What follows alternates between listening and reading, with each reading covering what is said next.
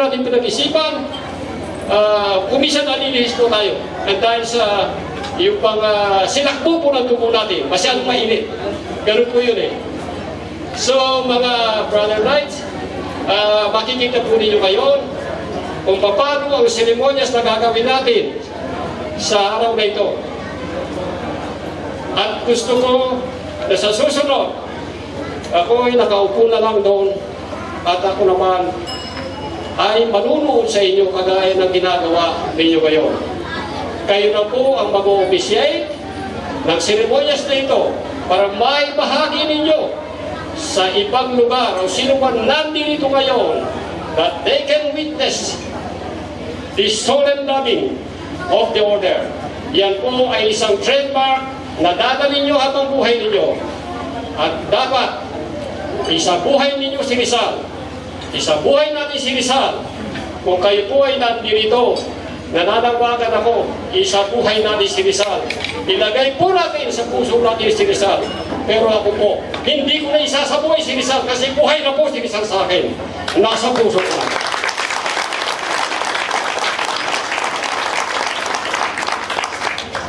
Napakarami po na ginawa ng ating bayani.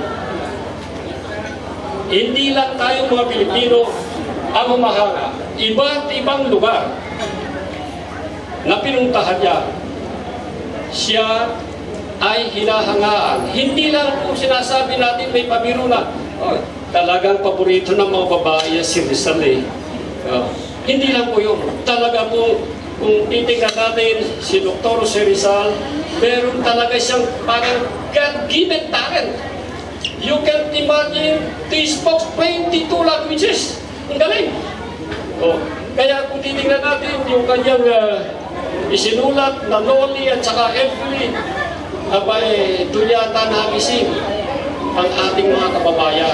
Nang dahil kung katulad po ng nangyayari sa ibang lugar, ang unity ay kulang. Pero kung makagawa na, nakita na nyo, yung isinulat Loli and Every mismo, kunti-kunti pong nagbuo ngayon, nagkabuo hanggang magkaroon tayo ng revolusyon, nagkaisa ang mga Pilipino.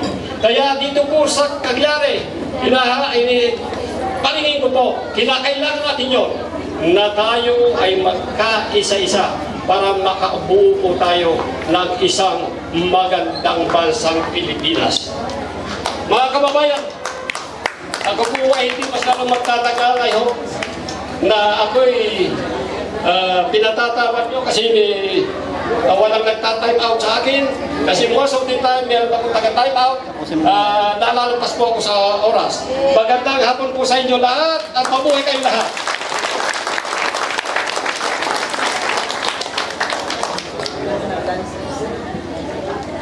Dancer na. Hindi na kailangan.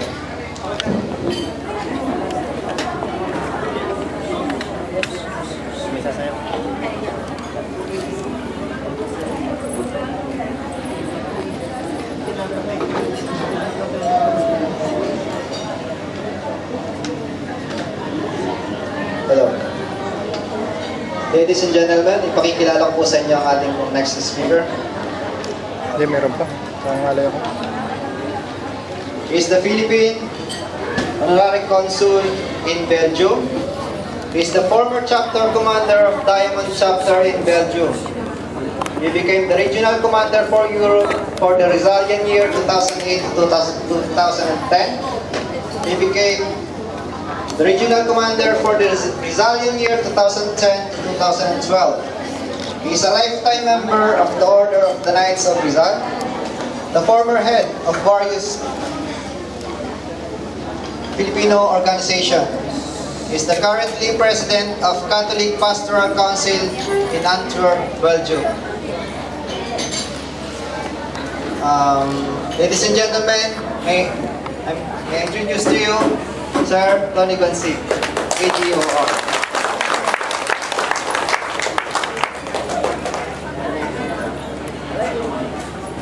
Maraming salamat Sir Emerson Malapitan, ang ating pong unang chapter commander dito sa Italy, sa Modena.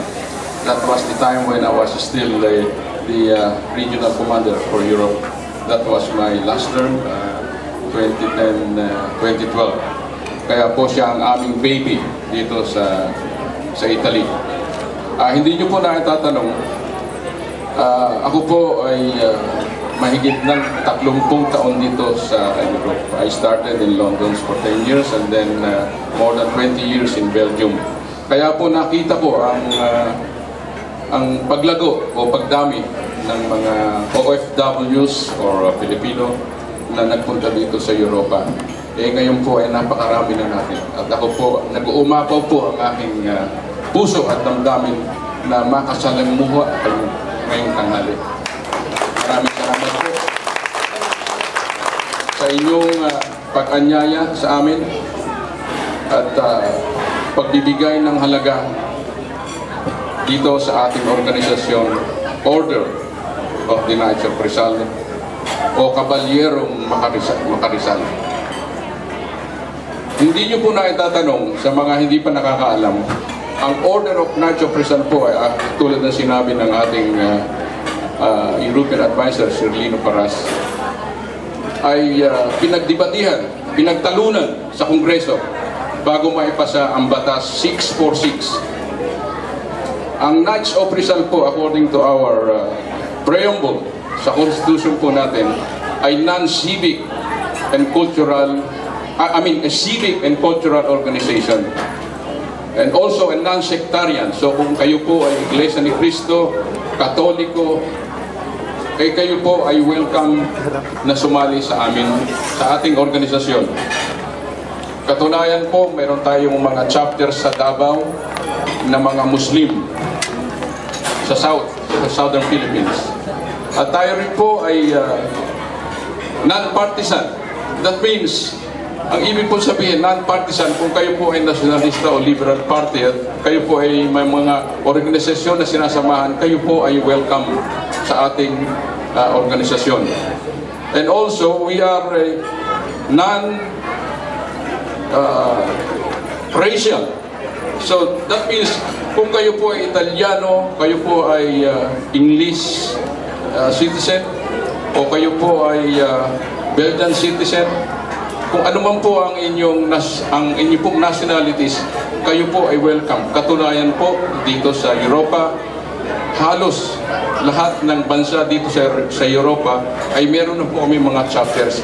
In actual fact, siguro po, nung nasa Pilipinas kayo, ang nadidinig nyo tungkol dito sa Knights of Rizal, akala nyo ito ay isang organisasyon na tinatawag nating kulto o cult organization. Hindi po.